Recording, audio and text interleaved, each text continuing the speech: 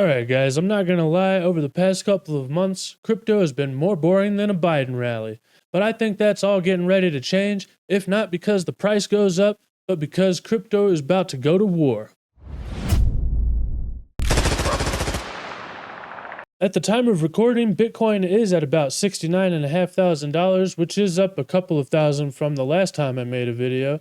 And it looks like it might be trying to break above this downtrending level of resistance here on the 1 hour chart, and it could be turning it into support with the 20 and the 50 period moving averages breaking above the 200 period moving average. On the 4 hour chart, it looks like the blue line, which is the 20 period moving average, is about to break above the 50 period moving average, and they have both been above the 200 period moving average for a while now.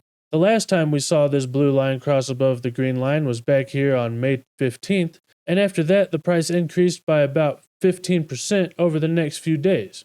If I zoom out here to the daily chart though, you can see that we are still interacting with this yellow parabola here, and with us breaking out of this bull flag formation, I think we are going to be headed towards that $100,000 price target pretty soon, and it's probably going to be happening in pretty quick order because as we continue up this parabola here, the price action is going to be happening more and more quickly.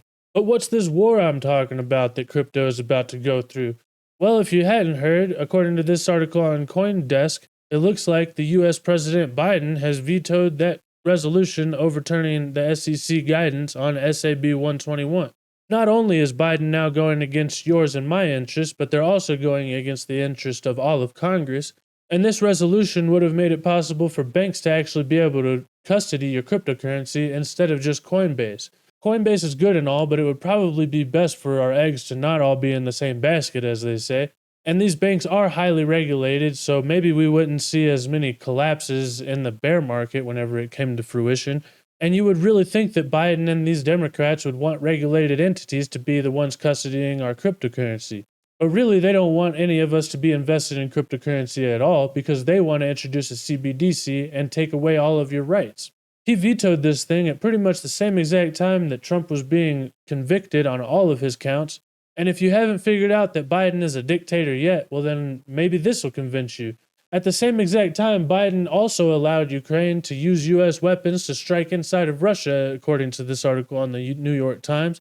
And Russia has previously said that if Ukraine uses the US weapons inside of Russia, then that's obviously going to be an escalation, and it's going to be seen as the US personally attacking the Russian soil. This is pushing us rapidly into World War III, and he wants to make sure that we do go into war probably before the November election so that he can declare some kind of a national emergency and postpone the election just like Zelensky did in Ukraine.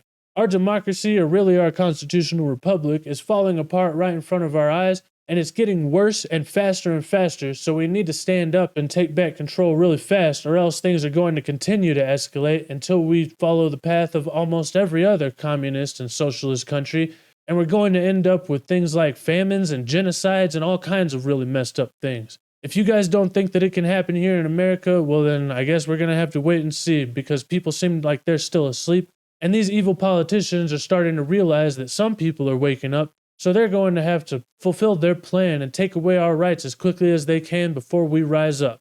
I've heard a lot of people wondering if we're headed into a civil war. Well, in my opinion, I think we're probably already in one. It's not a hot war yet, but just like a lot of people have said, the next world war might not actually be a hot one unless it's nuclear, because it's probably going to be cyber and psychological warfare.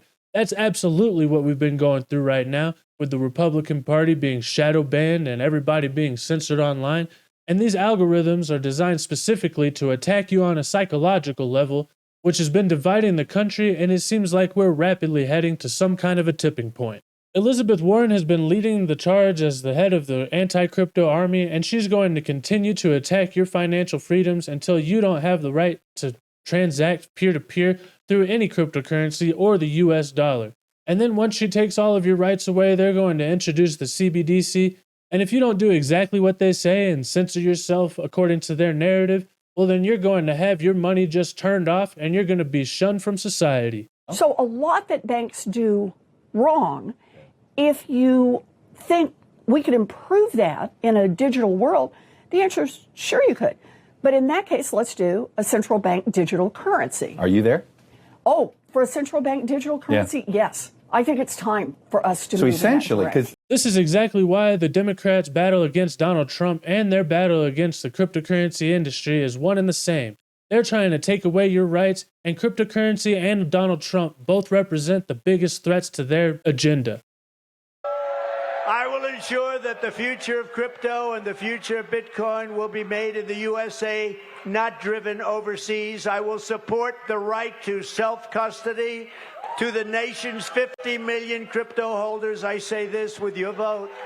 I will keep Elizabeth Warren and her goons away from your Bitcoin. And I will never allow the creation of a central bank digital currency. Luckily, it looks like Donald Trump is getting a lot of support from the cryptocurrency community, and he is building a pro-crypto army that's going to start standing up, and it looks like the fight is on. According to this article on Bitcoin.com news, it looks like Donald Trump's crypto portfolio has topped $14 million post-conviction, with him receiving all kinds of donations and airdrops from obviously developers that are trying to push their meme coins.